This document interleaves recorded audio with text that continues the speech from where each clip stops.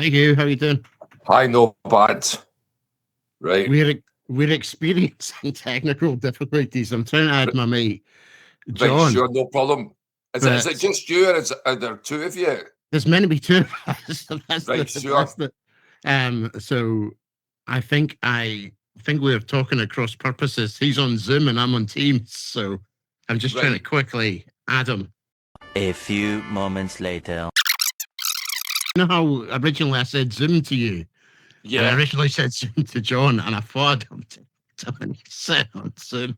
A little longer than a few minutes later. 5 minutes later. He doesn't turn up, we'll be fine. I mean, But well, hopefully it can do. And so you enjoyed the Springsteen. I saw that film, the Springsteen film what did myself. what did you think of it? Well, if I'm honest with you, I hate to say this, I was slightly disappointed because I've Yeah, read the Springsteen book, which I enjoyed, and I thought it was going to be the story of his life. A bit one of those sort of bio films. I suppose it was trying to do something different. And yeah, and of course it was concentrating on the album. I think it's because I was expecting to see sort of, I don't know, something a bit different. So it was. I mean, I wouldn't say that I disliked it, but I think I was a wee bit confused actually because I suppose there's so many standard biopics, so you're sort of thinking it's going to. yeah. That's kind of why I liked it though, is because you do get used to it's always the starts with the kind of childhood and the Yeah, whereas this was quite focused. It was just like on a. It's pretty niche though. my sister's actually a really big Bruce Springsteen fan, so I went to see it with her, and Uh-huh. she really enjoyed it. Um, because I think she usually I know much more about music things than her, but Springsteen is sort of her favorite artist, so she actually knows her Springsteen. I'm thinking, oh, when are we going to see the rest of the band and stuff like that? Like it didn't feature other band members. No, and I think as well that it's like they did that bit at the beginning, just so he could get like the rock for Springsteen. Yeah, Um, but I think that's kind of like the actual album. Like they were trying to make it right, like a sure. rock record, and that just got released fairly recently. The Electric Nebraska. It's terrible. It's like yeah, it's almost like the Street Band. I think maybe because he went away and did it on his own, they were I don't know, like reading between the lines a little bit. Oh, that's Yeah, his thing, and felt left out and didn't found it in a wee bit because it doesn't sound yeah, sure. that Well, great. he obviously knows what he's doing, of course, and that's what he wanted to do. A more Mhm. acoustic sort of laid back album. I think because I read in the book, when he was doing Born to Run, he became obsessive. He was never Yeah. happy with it. Yeah, I think he's got like in the river as well. Like he would like would never know when to say something's finished. Yeah, yeah. Like So it's so I think he was reacting against that, you yeah. know. But it's interesting. Have you ever heard of like that weird duo Suicide? Oh yeah, Suicide. I've seen Suicide twice in concert. Apparently, I, he's a I, big Suicide fan. It's yeah, weird, well, right? I saw that um in the movie Suicide. But I remember again I saw Suicide at the Apollo supporting the Clash, and they more or less get booed off. But my pal actually had the album, so we sort of knew it, we enjoyed it, and then it was at the CCA, and it was about 15 years ago, and they got kind of the same reaction. But they were a good band, they were innovative. Yeah. What was the one about John? Was Johnny, it John Johnny, Teartop? yeah, Johnny Teardrop. It's generally disturbing. If you listen to Yeah, it on headphones. and you can see Nebraska's actually quite disturbing. But It's dark. What's the recording that you're doing here? you've heard, has this been recorded by me? Is Yeah, this what? yeah, yeah. Yeah. So, um, but there's the label Last Night from Glasgow. A lot of people are on that label recently, like the Bluebells, China Crisis, a lot of different bands, and so our album is going to come out with them. I'm calling the album Savage Hospitality, because I was reading, it was a book and it was letters that Robbie Burns had written, and he spoke about the savage hospitality of the Scots, which means, you have to go and get really drunk and have a hangover, and I thought some Yeah. things don't change. So I thought that was it. That's why I'm calling the album Savage Hospitality. So it's just taken a while, just like when I say it's taken a while, it's taken about a year and a half, 2 years. It's just hard to get. I've got about 8 or 9 songs. I've just got another 4 or 5 songs, to record. So just working on them, and I'm doing 1 or 2 on Butte. See, at weekends, my main house is on Butte, so at weekends I head back to Butte. And is that opposite? Do you go to Largs? Is that from Largs to Butte? Weems Is that how you Bay. get there? Weems Bay. You go to Weems Bay, and then you take the boat. Takes about 40 minutes to Rossi. So I saw your document, like some of your YouTube wee docs are really good. Yeah, Like that's right. I just during lockdown, when I was on the island, you couldn't go off the island for 3 months. That's when I started making Hugh Reed's Beautiful Butte, So I enjoyed that, And who was it that did the and I think I'd missed it before when I was looking at your YouTube, but there's that 3-part little doc, and it's really good because it gives you a good. It's got all your kind of cool videos and TV appearances and a little narrative between it. It's really well done. Well, see, that was a DVD that came out about 97, 98, and my friend edited it. We called it "Carry On Up the Underpants." So I've put it up in 4 parts to YouTube. Yeah. Yes, because it's pretty entertaining, like the Ken Livingston. But that was true. That was on Trial by Night, STV, and Ken Livingston was dancing to the pants. You know what I mean? You ever seen that weird thing where Bobby Gillespie's on that Andrew O'Neill thing? Yeah. And they're trying to dance like Michael Portillo. And you could just see that he was so... Oh, he was right, though. It was the political class, he just obviously had disdain for them, I think he was going on, like they were all just quaffing champagne and stuff. Yeah. Like it's what he said afterwards, That's true. Yeah. So when you're doing the live shows now, will there be quite a lot of the new material? Well, as I say, some of them, it's songs like Glasgow Girls, Turnips Tea Cakes, because the band, they haven't been out on a CD yet. So the videos are good for those, though, aren't they?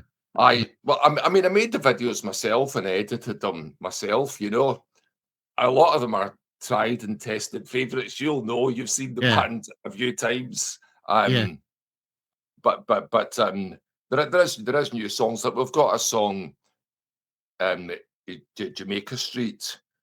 It's a wee bit like Sesame Street, I must say, but it's can you tell me how to get to Jamaica Street?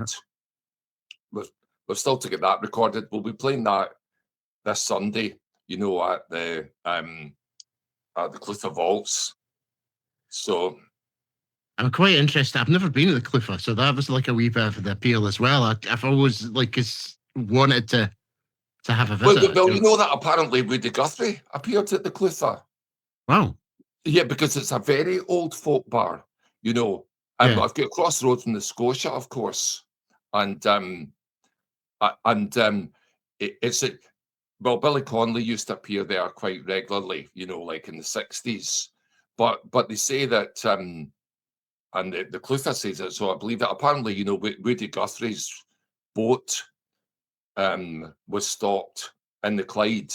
He definitely spent a night or 2 in Glasgow, and so they say that he wanted to belong to the Scotia and the Clutha and did a few songs, but of course he wasn't famous or anything, And it's got like a socialist reputation as well. Like Clutha's like a kind of socialist hangout. Yeah, So it would make that's sense, wouldn't right. it? Like it'd be Definitely. where he would head. And of course, so, very unfortunately, there was the terrible tragedy Yeah. that happened, you know. Yeah. So, Y- but it's always been a good bar. In fact, they've made it bigger now. You know, it used to be, I would say, almost exclusively a folk bar, but now it's a bit bigger, so it can accommodate bands.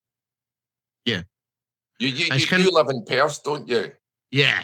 So it's the Tams is where I think I've seen. In fact, is it just the Tams I've seen? I'm trying to think I've seen you anywhere else. I quite fancy going to that place in Paisley because I've got family in Paisley, and what's the place you play there? It's quite a good venue.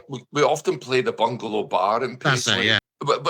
Well, the Bungalow Bar, it's moved location, but it's a very historic. You know, Glasgow in the late 70s banned punk rock, famously banned punk rock. The Stranglers, Elvis Costello, the Revillos. Many people played the old Bungalow Bar. Because they couldn't play Glasgow, so it's got quite a history. And was that a noise thing, or was it a I mean, but what happened was, you know, punk rock came out, and I mean, I'm older than you, of course, and so I vaguely remember it. And then councillors went to see the Stranglers play. I think it was at the City Halls or something, and there was a riot. So the councillors decided that punk rock was banned from Glasgow. It was round about the same time they banned The Life of Brian, you know, the film The Life of Brian. So moral kind of panic. Yeah, you know, those moral councillors that never take any bribes to build motorways through the city centre and stuff, you know, those moral guardians. Clip redacted due to Cowan's mundane anecdote. I think your gig, I'm trying to think what that gig I first went to, what year it was, but that was kind of like among like my friends that went to, it was quite kind of legendary because you would get like, I loved live music, so I just go wherever was there. Yeah. And I just remember, like, I think it was Dog he did first, and you had a really long, they used to have a really long mic cable, and you'd run out into the street and stuff. And I think I might have been quite drunk because, like, I remember saying you last time you had a disco dancing, like little person, and you're like, yes, I saw him on that video. It's just a short guy. There was a guy called Max. We called him the Red Road Rapper. Yeah, he lived in the Red Road Flats.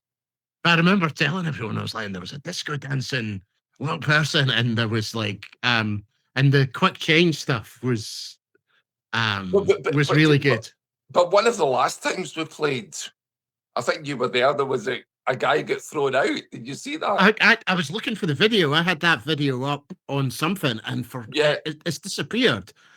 Do you find? I was going to ask you that. Do you find? I think you did a review of it or something. Yeah, it was quite funny. That was hilarious, though. Yeah, because he was actually. I think the security didn't handle it very well because he was fine until they started. Well, he had something to do with. He was there to see the support. The other band. Yeah, you know, it was a good crowd actually. They brought a lot of.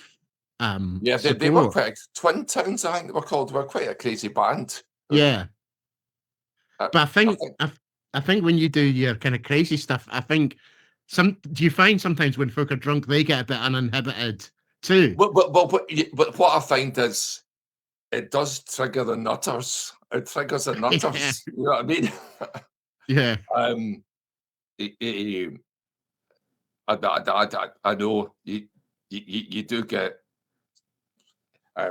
surprising reactions and stuff at times, you know.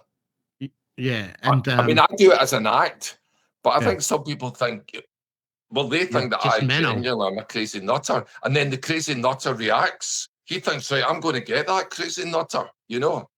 Well, do you know? I heard them speaking to the bouncers, and they're like, you need to kind of, you know, I can't remember if he was like dancing and elbowing people, and he was just generally just knocking people over. He's like, look at that guy, everybody pulling big boxes. So in his head, he's like, Like, no, but he's in the band. Like, that's Well, he's on stage. You're not on stage, you know.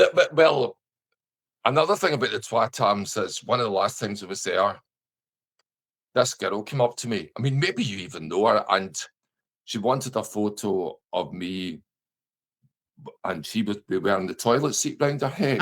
I've got that picture.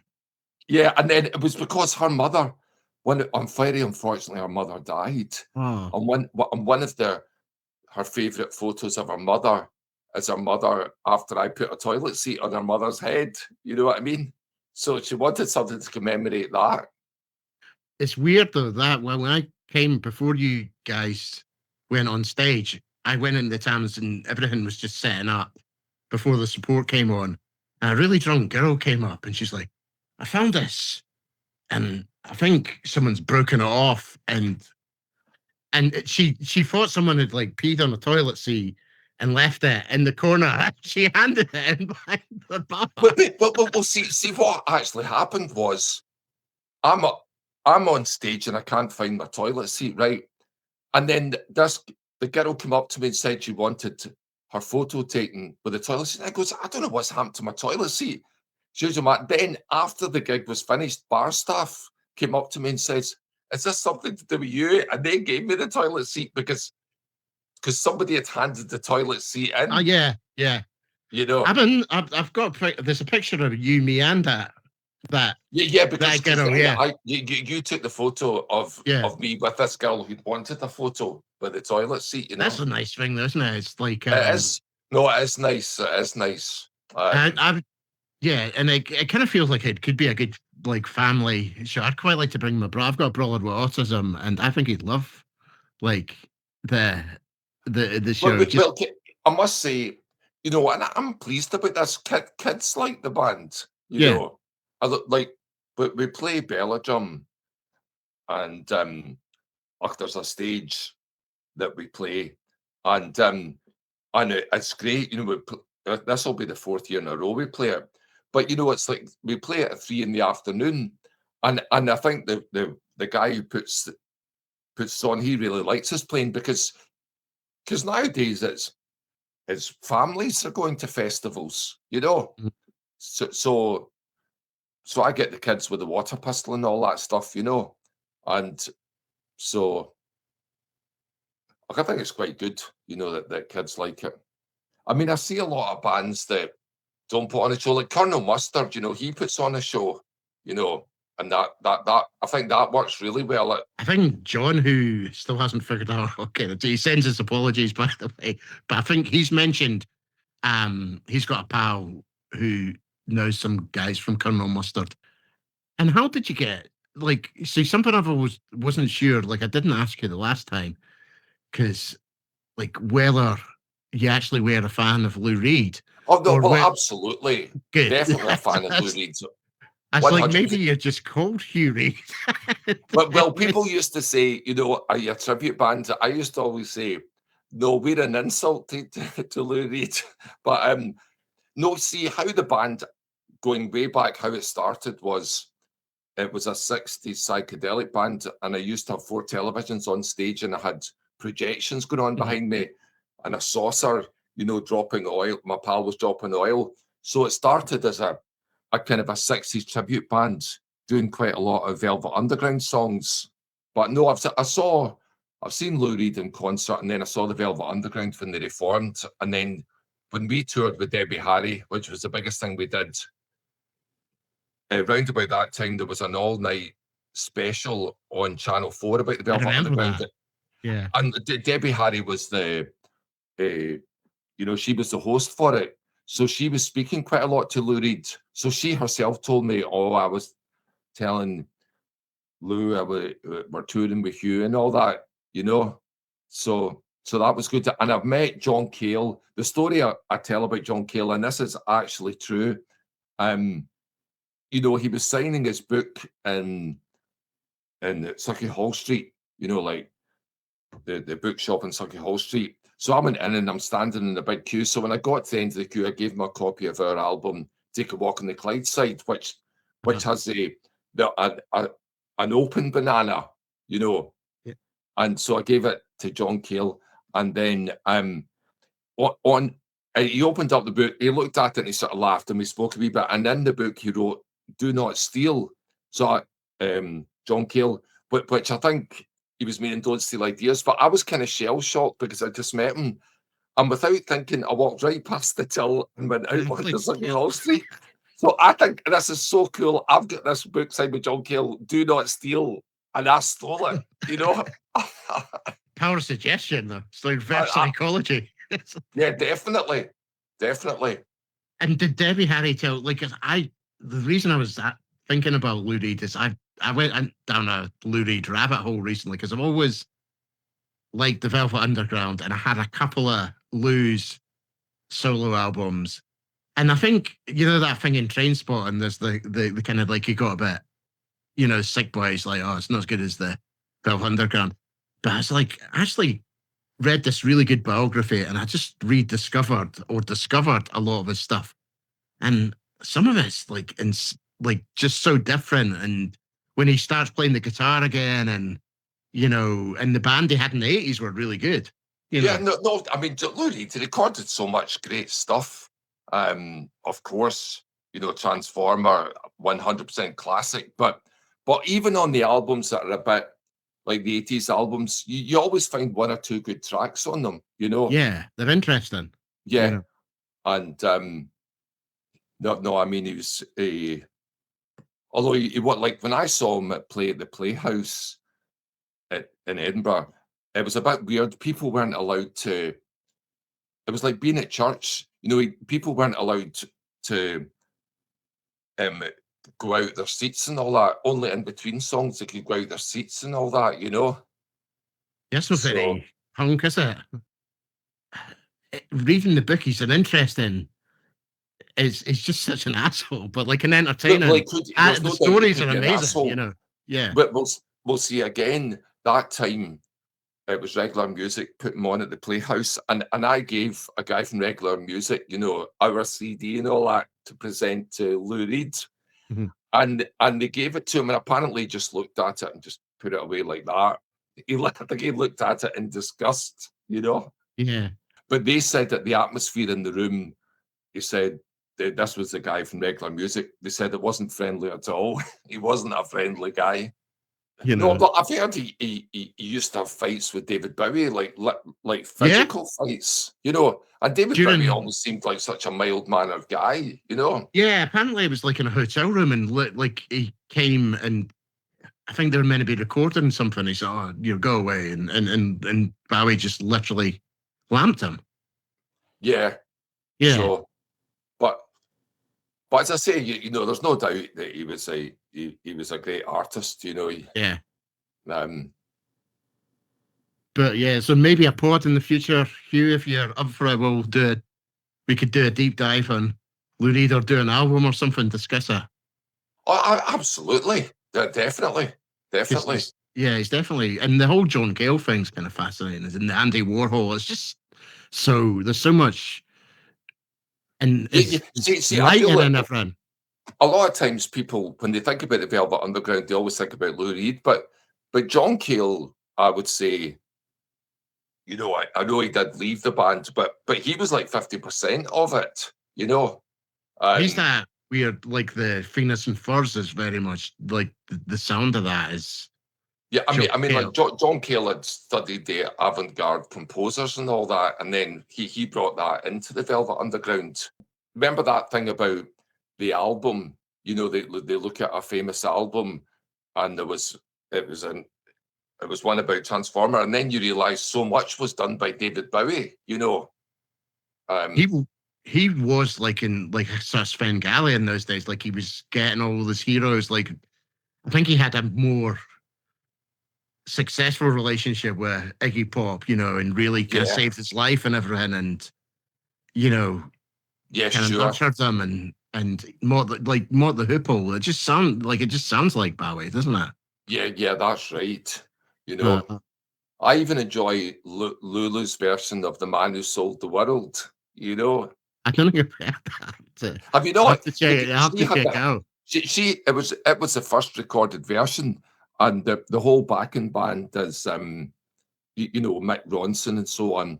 And then the flip side of the Lulu one is Watch That Man, you know. But they were, as far as I understand, they were both recorded before David Bowie recorded them. And then David Bowie, I saw an interview with David Bowie, and he says, I'm really proud that I've written a hit for both, a song that was a hit for both Lulu and Kurt Cobain, you know.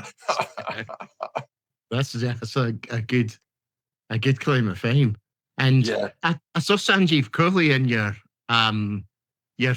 Facebook feed, and that was kind of interesting Well, to see. I've known Sanjeev for years. I mean, I knew Sanjeev before he was famous. Sanjeev, he used to co-present a program. It was called, it's a long story. I had a Chinese girlfriend, and her sister was the co-presenter of this program called Ghetto Blasting, and he can't even believe that a program was called that. It used to be on Radio Scotland in the 90s, late at night. Basically, they shoved all the ethnics together, you know, for about an hour, like on a Friday night on BBC Scotland, and Sanjeev was the co-presenter. So that's how I got to know Sanjeev. But Sanjeev played 2 or 3 gigs, keyboard in the pants, you know. But he had a sort of everything. He played everything in C. He just transposed the key and played it in C. I always say that I sing in the key of Yale and all that stuff. You know what I mean? But and when you were kind of doing the gigs in the early days, was there a lot of what kind of bands were going around about the same time? Did you tour with The Fall? If I heard that, speaking of yeah, we prickly did. frontmen. Yeah, we did 3 gigs with The Fall, and we had a mad manager at the time, and he's I don't know how, but somehow or other, he got Marky Smith got our CD, and there was, you know, Carnicked. You'll know the song Carnicked, of course. Yeah. So Marky Smith loved it, and apparently on the tour bus he put it on repeat. Carnicked apparently was on repeat for over 2 hours, right? But I was told that by one of the guys in The Fall, you know. He says, and then Marky Smith famously, see, I'm very proud of this. I'm very proud of this. Marky Smith famously hated every band. He did. I mean? He hated his own band. Yeah, well, that's it. Because I met a guy that used to manage Delamitri, and apparently Delamitri supported The Fall, and then they were meant to be taking their equipment and all that, and after he saw Delamitri, he told them all to F off, and they'd have to transport their own equipment and all that, right? And I was saying, well, Marky Smith loved us, and then Marky Smith is still on the internet. He was asked what band he liked, and bizarrely he said Orange Juice and Hugh Reed and Velvet Underpants. So I was pleased about that, but we did. He lived in Leith though, didn't he, for a while? Yeah, he did. Yeah, which is kind of it's an odd thing to think. I mean, I was speaking to one of the members of The Fall, you know, and it was kind of like stating the obvious. It must be a bit difficult, you know, working with Mark. And then he told me this story that he had like a 4-year-old daughter, and he was driving to rehearsal, but he was leaving his daughter, you know, off at the nursery, but he picked up Marky Smith, and he'd left the passenger seat empty, so he thought Marky Smith would sit in there, but oh no, Marky Smith goes in and sits beside his 4-year-old daughter. So he says, oh, this is my daughter Maria or something, and Marky Smith was taking that cigarette, and he took a big puff of the cigarette and went, I'm your evil Uncle Mark. And just expelled all the smoke all over her. And she immediately burst into tears. So that's an example of behaviour from Marky Smith, you know. But he's another one that's like his autobiography is one of the best music books ever. It's just so funny. He's really funny. And did you ever see The Fall live at all? No, unfortunately not.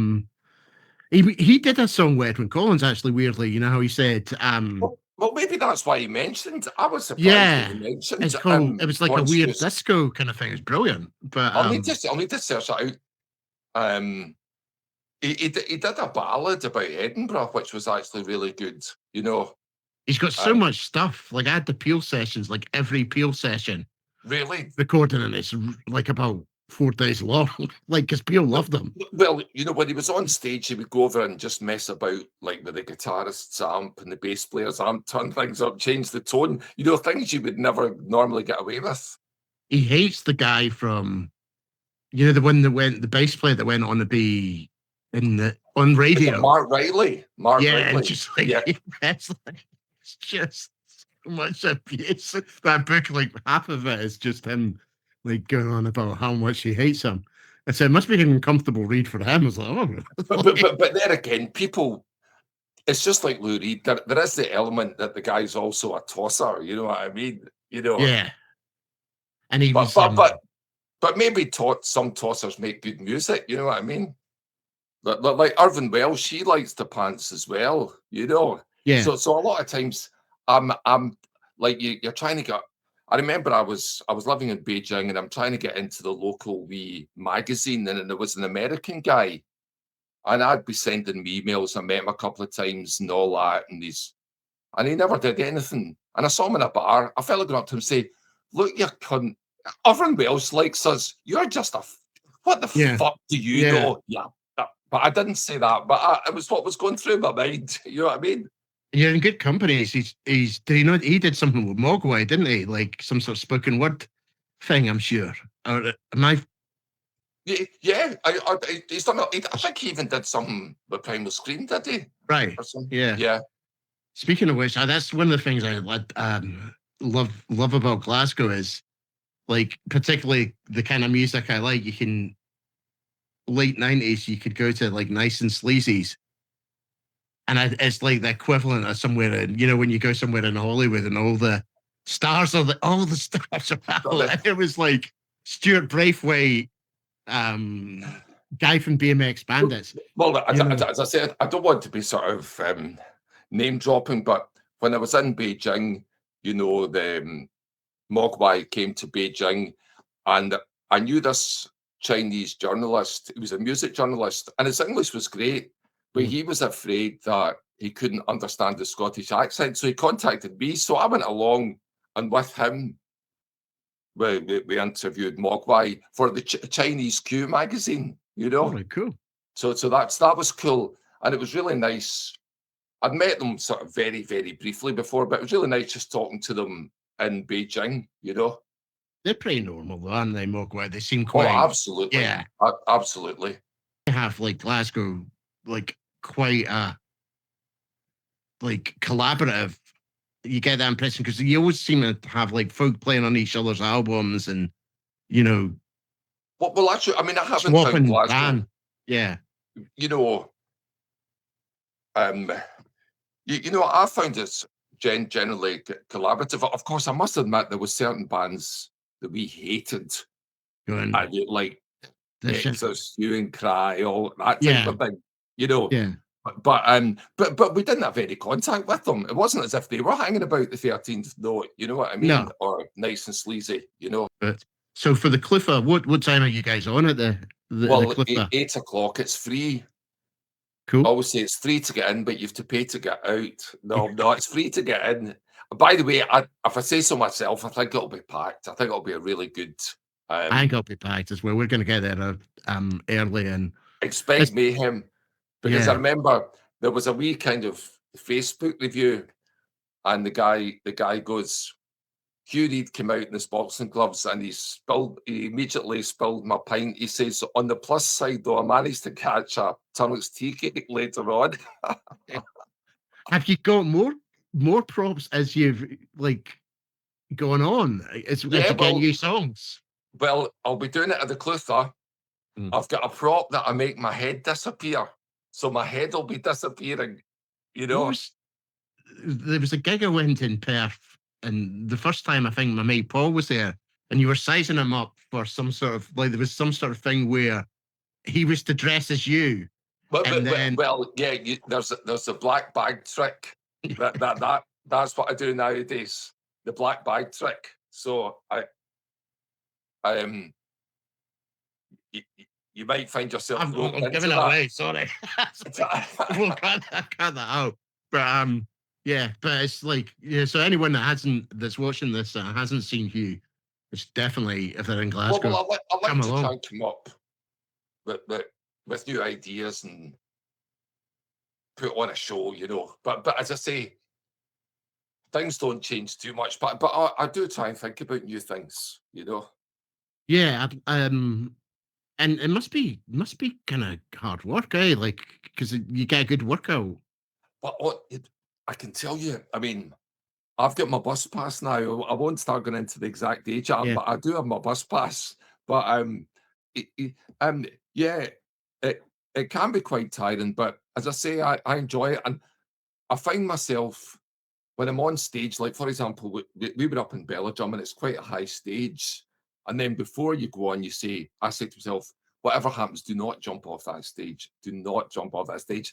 And you're about 4 minutes into the gig, you just jump straight off the stage, drop down about 12 foot or something. jeez. But it's just because you go into this sort of, well, I go into this kind of hyper sort of mode. But you know, I enjoy it. It's fun. I hope it's fun. I It's want it to be definitely, fun for everyone. yeah. It's one of these things. I think is because you put a lot out, you get a lot.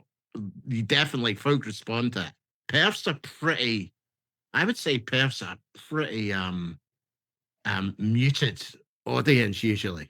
So Well, as I say, we've always enjoyed the Twatams. I remember I had a covers band called the Punk Priests, Mhm. and we played Twatams, and I always remember that was a brilliant gig. This was again in the 90s. You know, I would come out dressed as a bishop, and the band were dressed as priests. And I used to do we did the Injury, Sex and Drugs and Rock and Roll, and I was on a lectern as if I was giving a sermon, you know, about sex Yeah. and drugs and rock and roll. But what I remember is jumping off the stage and I think it was some student night out, and about 4 or 5 guys all jumped on top of me. And the guitarist was always going about how my timing was always out, but he said there was this mound of bodies, and I was under the mound. And he says for the only time that he'd ever known, I got it timing perfect, not perfect under this mound of bodies. And that was in the Twatams, you know. And just a quick shout out. I know you're gonna have to go soon, but for what festivals have you got coming up? What other live shows so we can check you out? We're playing, you know, Belladrum, doing the Rabbit Hole. There's a Viking festival in Largs. There's some Paisley Arts Festival, but I'm excited that we're there. I don't know if you've heard about that big punk festival called Rebellion in No, I haven't. Blackpool. Oh, I mean, that's by the way, that's definitely worth it. But so Yeah. everybody, check the website. When's it on? August, late Yeah. August, and just about everybody appears in the one place. Like last year, and last year I saw Pill, I saw the Undertones, I saw Hugh Cornwall, and the Damned, you know, and it's just in this sort of the Winter's Gardens in Blackpool. So it's just so amazing. You know, oh, one theatre there's the Damned, and oh, there's John Lydon over there, you know. But we're on the periphery of it. There's bars that are on the periphery. So That'd be a good. Yeah, remind not been at Blackpool since God, my well, early honestly, 20s. it's a brilliant weekend. And then we're just playing. There's a bar called Rhythm and Brews. So in fact, we're playing there in about a month's time, but we'll be playing there again in August. And then we're playing with the Alex Harvey tribute band in Gala Shields, you know, the Mac Arts Centre. So And where's the and thing in view? Is that did you say that been yeah, or is well, that coming? it's the Glenmore Bowling Club. That's going Oh, to be on a Sunday afternoon. That lets people come from Glasgow. The last boat from Butte's 8 o'clock in the evening, you know, so it'll be in the afternoon. And we're playing with Becky Wallace. I don't know if hmm. you've heard of Becky Wallace. No, Yeah, she's a singer-songwriter. cool. I'll She's look it up. married to Darren McGarvey. Do you know Darren McGarvey, who does those class documentaries on BBC Scotland? That rings a bell, definitely, yeah. Yeah. So and then Dunoon Borough Hall. There's a few. I didn't the Rabbit Hole might be a goer because I've always fancied. That's usually got a pretty good lineup as well, hasn't it? Yeah, but we're on at the very end. As I say, Yeah. we're not usually on the main stage. They usually tuck us away in the corner, but you know, it's you know, it's good to get out there, you know. And we'll I'm looking forward to the new album when it hits as well. Yeah, I know. I feel bad because it's just taken so long. It should have been out a year ago, you know. I'm just trying to get the songs finished off, but we'll get there, you know. And a plug for your merch as well, because I'm going to treat myself to a t-shirt. Because as you said when you were talking about like meeting John Cale, the Walk on the Clydeside logo is pretty cool. So if you they're still available, I take it. But yeah, you buy them online. It's sold through T-shirt Nation, but Right. if you search it, because they just send it out direct, you know. Cool. Yeah, they're pretty cool. And obviously, you know, whenever this is going up, just send me the link and Yeah, absolutely. I'll give you. yeah, I and I'll mean, get it on all the different, you know, Facebook, etc. What I'll probably do is, seeing as it probably wait until me and John have been to the gig and do a wee review after it. Yeah, And no, your we'll reviews stick are out. always really good. I mean, feel free to give us a bad review as well. You know, don't worry. I think I can't see what you would have to do. But I think the Clutha will be good because the thing, the Clutha, I'll tell you, the stage is very small, so there's a lot of room for chaos. You know. Yeah, that's what I like. Like these kind of gigs, are like it's gonna be great fun. And if anyone is watching this and any of the upcoming gigs that Hugh's talked about, if you haven't seen them before, definitely check them out because it's. But Colin, thanks for your support over That's the all right. years. You know, you have given us a bit of support over the years, and I appreciate it. I've like genuinely like it started when I was like writing about like hand on heart, like all the gigs. Like that was a very memorable gig for me. That Twat Arms gig, Yeah, sure. it was a great But gig. you'll probably end up being famous for having bad taste. You know what I mean? Well, Marky Smith, was it Marky Yeah. Smith? Edwin, no, so it's Edwin Collins Felix, isn't it? Yeah. So, yeah. Irvin Welsh. I can be in that company. Yeah, sure. Yeah. Oh well. Well, Okay, what you all up right, to so again? I'll You have to see see you Elvis. Sunday, Colin. No problem. See you then, man. Take care. Okay, Take it right. easy. Cheers then.